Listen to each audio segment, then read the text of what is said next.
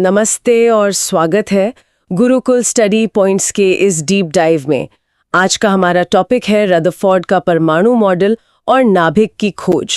आज हम उन सोर्सेज और हिस्टोरिकल नोट्स का बहुत गहराई से विश्लेषण करने वाले हैं जिन्होंने पूरी दुनिया को देखने का हमारा नजरिया ही बदल दिया। और इस पूरी कहानी को समझने के लिए हमें थोड़ा पीछे जाना होगा।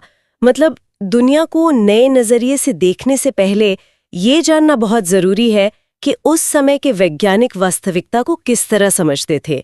डाल्टन का सिद्धांत तो काफी पुराना था ना? हाँ, 19वीं सदी की शुरुआत में जॉन डाल्टन ने दुनिया को बताया था कि किसी भी पदार्थ की सबसे छोटी इकाई परमाणु यानी एटम है।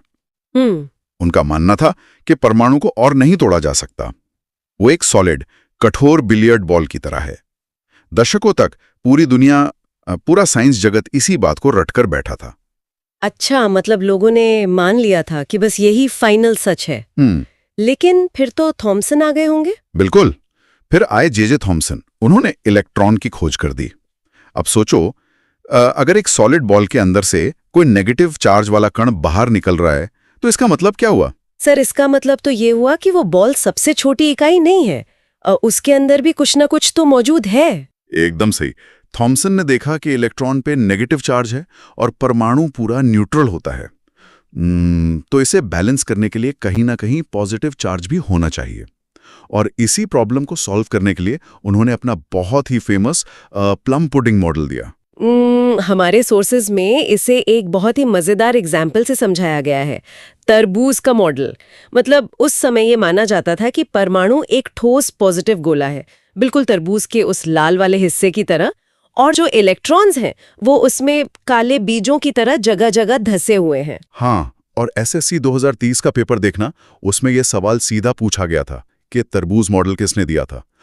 उस समय साइंस ने मान लिया था कि यही सच है, इलेक्ट्रॉन्स बस अपनी जगह फिक्स्ड हैं, कोई मोशन नहीं है। तो सर, मेरा एक सवाल है, अगर साइंस ने ये मान ही लिया था कि परमाणु एक ठोस तरबूज की तरह है, तो फिर रदरफोर्ड को इस पर शक क्यों हुआ? मतलब वो तो खुद थॉमसन के स्टूडेंट थे ना? यही तो एक अच्छे स्टूडेंट की पहचान होती है। अब रदरफोर्ड सिर्फ थ्योरी रटने वालों में से नहीं थे। वो जानना चाहते थे कि ये इलेक्ट्रॉन्स सच में अंदर कैसे बैठे हैं। क्या वो सच में तरबूज के बीजों की तरह शांत पड़े हैं या कहानी कुछ और है? अरे वाह, मतलब एक स्टूडेंट ने अपने ही गुरु के सबसे बड़े सिद्धांत पर सवाल उठा दिया। लेकिन सर, परमाणु तो इतना छोटा होता है, उसे तो किसी माइक्रोस्कोप से भी नहीं देखा जा सकता। तो वो उस तरबूज के अंदर झांकने कैसे वाले थे? और यहीं पर रदरफोर्ड का जीनियस दिमाग काम आया। उन्होंने कोई लेंस या माइक्रोस्कोप नहीं लिया, उन्होंने इस्तेमाल किया अल्फा कणों का, अल्फा पार्टिकल्स। ये रेडियो एक्टिव पदार्थों से निकलने वाले बहुत ही हाई एनर्जी वाले कण होते हैं। अच्छा, अल्फा कण। मतलब ये भारी होते हैं क्या? बहुत भारी। साइंस की भाषा में कहें तो ये हीलियम के कण होते हैं जिन पर डबल पॉजिटिव चार्ज होता है और इनका मास 4U होता है। इसे ध्यान से सुनना, ये बहुत भारी और तेज रफ्तार वाली गोलियों की तरह थे। तो एक तरह से उन्होंने इन तेज रफ्तार गोलियों को परमाणु के ऊपर फायर करने का प्लान बनाया। लेकिन उन्होंने इसके लिए जो टारगेट चुना वो सोने की पन्नी थी, यानी गोल्ड फॉयल। सर, एक बात मुझे हमेशा से हैरान करती है। हाँ, पूछो, क्या डाउट है? उस जमाने में लोहा, तांबा, एल्यूमिनियम जैसी इतनी सारी धातुएं थी, फिर इतना महंगा सोना ही क्यों चुना गया? क्या इसके पीछे कोई खास साइंटिफिक रीजन था? ये बहुत ही बढ़िया सवाल है और RRB 2026 के एग्जाम में यह क्वेश्चन बन सकता है। सोने को उसकी कीमत के लिए नहीं चुना गया था। सोने की सबसे बड़ी खासियत है कि वो बहुत मैलिएबल होता है, यानी आघात वर्धनीय। आघात वर्धनीय मतलब उसे पीटकर बहुत पतला किया जा सकता है। बिल्कुल। सोने को पीट पीट कर इतनी पतली चादर बनाई जा सकती है जो किसी और मेटल से पॉसिबल ही नहीं है। रदरफोर्ड ने जो पन्नी ली वो सिर्फ 1000 परमाणुओं के बराबर मोटी थी। सिर्फ 1000 परमाणु? हाँ। बाप रे, वो तो बहुत ही नाजुक होगी। हाँ, और उन्हें एक ऐसी पतली परत चाहिए थी ताकि जब अल्फा कण उससे टकराएं तो बीच में ज्यादा भीड़ ना हो और एक साफ रिजल्ट मिल सके। अगर मैं इसे एक नॉर्मल एग्जाम्पल से समझूं तो ये कुछ ऐसा था जैसे किसी बहुत ही पतले और नाजुक कागज के पर्दे पर हम एक भारी भरकम बॉलिंग बॉल पूरी ताकत से फेंक रहे हो, है ना सर? बिल्कुल, बहुत ही शानदार एग्जाम्पल दिया तुमने। हाँ, एकदम ऐसा ही। यहाँ बॉलिंग बॉल हमारे अल्फा कण हैं और वो कागज का पर्दा सोने की पन्नी है। तो अगर थॉमसन का वो तरबूज वाला मॉडल सही था, तो परमाणु के अंदर का वजन तो हर जगह फैला हुआ होना चाहिए था। मतलब वो पॉजिटिव चार्ज तरबूज के गूदे की तरह हल्का और बिखरावा होगा। सही कहा। और इसी वजह से उस समय सबको यही लग रहा था कि भारी अल्फा कण बिना किसी खास रुकावट के सीधे उस पन्नी को चीरकर आर पार निकल जाएंगे। ज्यादा से ज्यादा थोड़ा बहुत मुड़ जाएंगे। मतलब किसी को कोई चमत्कार होने की उम्मीद नहीं थी। एक्सपेरिमेंट शुरू हुआ और स्टार्टिंग में बिल्कुल वैसा ही हुआ जैसा सबने सोचा था। ज्यादातर कण एकदम सीधे आर पार निकल गए। हाँ, ज्यादातर सीधे निकल गए और पन्नी के पीछे रखे जिंक सल्फाइड के पर्दे पर चमक पैदा करने लगे। कुछ कण छोटे छोटे एंगल्स पर भटक भी गए। यहां तक सब नॉर्मल था। लेकिन फिर रदरफोर्ड ने कुछ ऐसा देखा जिसने पूरी फिजिक्स की नींव ही हिला दी। कहानी में सबसे बड़ा ट्विस्ट। ऐसा क्या हो गया था सर? उन्होंने देखा कि हर 12,000 कणों में से एक कण ऐसा था जो पन्नी को पार करने के बजाय सीधा 180 डिग्री के एंगल पर वापस उसी दिशा में लौट आया। क्या 180 डिग्री पर वापस? मतलब पूरा यू टर्न ले लिया। 12,000 में से एक कण का वापस आना, ये तो सच में अकल्पनीय है। इसे रदरफोर्ड के ही शब्दों में समझो, जो हमारे सोर्सेज में भी लिखा है। उन्होंने कहा था कि ये रिजल्ट इतना अविश्वसनीय था, मानो कोई 15 इंच के भारी तोप के गोले को एक पतले से टिश्यू पेपर पर मारे और वो गोला टिश्यू पेपर से टकराकर वापस लौट आए और खुद उसी इंसान को लग जाए। ये तो सच में रोंगटे खड़े कर देने वाला एग्जाम्पल है। एक टिश्यू पेपर किसी तोप के गोले को कैसे रोक सकता है? मतलब ये तो फिजिक्स के बेसिक रूल्स के ही खिलाफ लग रहा है। सर, आखिर उस एक वापस लौटने वाले कण ने क्या साबित कर दिया? उसने ये साबित कर दिया कि वो तरबूज मॉडल एक बहुत बड़ा झूठ था।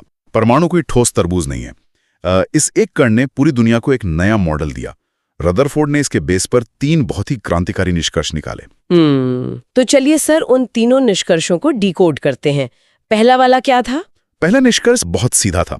क्योंकि ज्यादातर अल्फा कण पन्नी से सीधे निकल गए बिना किसी रुकावट के, तो इसका मतलब है कि परमाणु के अंदर का अधिकतर हिस्सा बिल्कुल खाली है, एकदम एम्प्टी। अच्छा, तो यहीं से हमारी आज की वो बात साबित होती है जो मैंने शुरू में कही थी। मतलब ये दीवार, ये टेबल जो हमें इतने सॉलिड लगते हैं, वो अंदर से एकदम खाली मैदान की तरह है। बिल्कुल, हम बस एक भ्रम में जी रहे हैं। और दूसरा निष्कर्ष उन कणों से निकला जो थोड़े से मुड़ गए थे। अब देखो, अल्फा कण पर पॉजिटिव चार्ज होता है। हाँ, और वो मुड़ेंगे तभी जब कोई दूसरा पॉजिटिव चार्ज उन्हें दूर धकेले, क्योंकि सेम चार्ज तो एक दूसरे को रिपेल करते हैं ना। एकदम सही पकड़े हैं।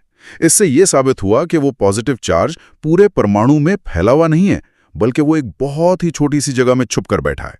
और सर, तीसरा निष्कर्ष तो पक्का उस तोप के गोले वाले रहस्य का ही जवाब होगा।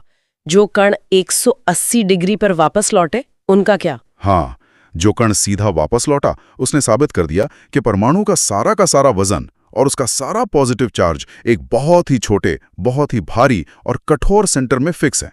अब इतना भारी कि वो तेज अल्फा कण को भी वापस फेंक सकता है। ओहो, तो क्या रदरफोर्ड ने इसी सेंटर को कोई नाम दिया था? बिल्कुल, इसी सेंटर को उन्होंने नाम दिया न्यूक्लियस, यानी नाभिक। वाओ, तो इस तरह से न्यूक्लियस की खोज हुई। एक ठोस तरबूज से निकलकर साइंस अब एक ऐसे मॉडल पर आ गई जहां परमाणु खाली जगह है और उसके ठीक बीचों बीच एक छोटा सा भारी न्यूक्लियस है। लेकिन सर, ये न्यूक्लियस असल में होता कितना छोटा है? इसका साइज इमेजिन करना भी मुश्किल है। रदरफोर्ड ने जो कैलकुलेशन की, उससे पता चला कि न्यूक्लियस की रेडियस परमाणु की रेडियस से 1 लाख गुना छोटी होती है। 1 लाख गुना? ये नंबर तो बहुत बड़ा है सर। इसको अगर किसी आसान एग्जाम्पल से समझना हो तो कैसे समझेंगे? ऐसे सोचो, अगर एक बहुत ही विशाल क्रिकेट स्टेडियम एक पूरा परमाणु है, तो उस पूरे स्टेडियम के बीचों बीच पिच पर रखी एक छोटी सी सुई की जो बारीक नोक है ना, वो हमारा न्यूक्लियस है। अरे बाप रे, सुई की नोक! और बाकी का पूरा स्टेडियम, वो दर्शकों की जगह, मैदान, सब कुछ एकदम खाली? हाँ, सब कुछ खाली, शून्य। और इसी खाली जगह में इलेक्ट्रॉन्स होते हैं। रदरफोर्ड ने कहा कि परमाणु एक सोलर सिस्टम की तरह है। जैसे बीच में सूरज होता है और ग्रह उसके चारों तरफ चक्कर लगाते हैं, वैसे ही बीच में वो सुई की नोक जितना न्यूक्लियस है और इलेक्ट्रॉन्स उस खाली स्टेडियम में बहुत तेज स्पीड से गोल गोल घूम रहे हैं। सही, ये तो साइंस के लिए एक बहुत बड़ा पैराडाइम शिफ्ट था। पूरी दुनिया को देखने का नजरिया ही बदल गया। बिल्कुल, लेकिन बेटा, यहाँ एक बहुत बड़ी प्रॉब्लम भी आ गई। रदरफोर्ड ने मॉडल तो दे दिया, पर एक गलती कर दी। गलती? लेकिन ये तो इतना परफेक्ट लग रहा है, इसमें क्या कमी रह गई? साइंस में कुछ भी आसानी से परफेक्ट नहीं होता। इस कमी को हम अस्थिरता का सिद्धांत कह सकते हैं। रदरफोर्ड ने कहा कि इलेक्ट्रॉन न्यूक्लियस के चारों ओर तेजी से चक्कर लगाते हैं, लेकिन जेम्स क्लर्क मैक्सवेल के इलेक्ट्रोमैग्नेटिज्म के नियम कुछ और ही कहते थे। अच्छा, मैक्सवेल के नियम, वो क्या कहते हैं सर? क्लासिकल फिजिक्स के वो नियम कहते हैं कि जब भी कोई चार्ज वाला कण, जैसे कि इलेक्ट्रॉन जिस पे नेगेटिव चार्ज है, वो गोल गोल घूमता है और एक्सेलरेट होता है, तो वो लगातार अपनी एनर्जी को रेडिएशन के रूप में बाहर निकालता रहेगा, यानी उसकी एनर्जी कम होती जाएगी। सर, इसका मतलब क्या हुआ? अगर वो लगातार अपनी एनर्जी खो रहा है तो उसकी स्पीड तो कम हो जानी चाहिए ना? सही जा रही हो, आगे सोचो। अगर स्पीड कम होगी तो न्यूक्लियस का जो खिंचाव है, जो अट्रैक्शन है, वो तो इलेक्ट्रॉन को अपनी तरफ खींच लेगा और उसका चक्कर छोटा होता जाएगा। बिल्कुल सही पकड़े हैं। वो एक स्पाइरल रास्ता बनाते हुए, गोल गोल घूमते हुए न्यूक्लियस के और करीब आता जाएगा। और आखिर में क्या होगा? आखिर में सर, वो तो सीधे जाकर न्यूक्लियस से टकरा जाएगा। और अगर इलेक्ट्रॉन न्यूक्लियस से टकरा गया तब तो परमाणु ही खत्म हो जाएगा ना? एग्जैक्टली। लेकिन अगर परमाणु खत्म हो गए तब तो ये पूरी दुनिया, ये टेबल, हम सब, पूरा ब्रह्मांड ही एक पल में खत्म हो जाना चाहिए। यही वो सबसे बड़ा कॉन्ट्रडिक्शन था। रदरफोर्ड का अपना ही मॉडल कह रहा था कि परमाणु स्टेबल नहीं है, वो नष्ट हो जाएंगे। लेकिन असलियत में तो परमाणु स्टेबल होते हैं, दुनिया तो अपनी जगह पर कायम है। तो मतलब रदरफोर्ड का मॉडल इस स्टेबिलिटी को समझा नहीं पाया। वो ये नहीं बता पाए कि इलेक्ट्रॉन बिना एनर्जी खोए कैसे घूमते रहते हैं। हाँ, वो यहाँ फेल हो। खैर, वापस आते हैं टॉपिक पर। तो रदरफोर्ड की इस कमी ने ही आगे चलकर क्वांटम मैकेनिक्स की नींव रखी। बाद में नील्स बोर जैसे साइंटिस्ट आए जिन्होंने इस कमी को पूरा किया। बिल्कुल नहीं। उन्होंने उस बंद दरवाजे को तो खोल ही दिया था जो सदियों से बंद पड़ा था। उन्होंने हमें उस तरबूज मॉडल के भ्रम से बाहर निकाला। इसी महान काम के लिए उन्हें 1908 में नोबेल पुरस्कार से सम्मानित किया गया था। इसी मोटिवेशन के साथ हम आज के सफर को विराम देते हैं। लेकिन जाते जाते आप सभी के लिए एक सोचने वाला सवाल जरूर छोड़कर जा रही हूँ। बिल्कुल, पूछो। जरा सोचिए, जिस तरह रदरफोर्ड के जमाने में पूरे साइंस वर्ल्ड को पक्का यकीन था कि तरबूज मॉडल ही फाइनल सच है और बाद में वो गलत साबित हो गया, क्या ये मुमकिन है कि आज हम जिस ब्रह्मांड को और फिजिक्स को पूरी तरह से समझ लेने का दावा करते हैं, कल को कोई एक छोटा सा एक्सपेरिमेंट हमारे आज के सारे मॉडल्स की कमियां निकाल दे? क्या बात है, ये बहुत ही गहरा सवाल है। क्या पता 100 साल बाद के लोग हमारी आज की साइंस पर वैसे ही हंसें जैसे आज हम पुराने मॉडल्स पर हैरान होते हैं। इस पर जरूर गहराई से सोचिएगा। मिलेंगे गुरुकुल स्टडी पॉइंट्स के डीप डाइव के अगले एपिसोड में एक नए रहस्य और एक नई सच्चाई के साथ। नमस्कार।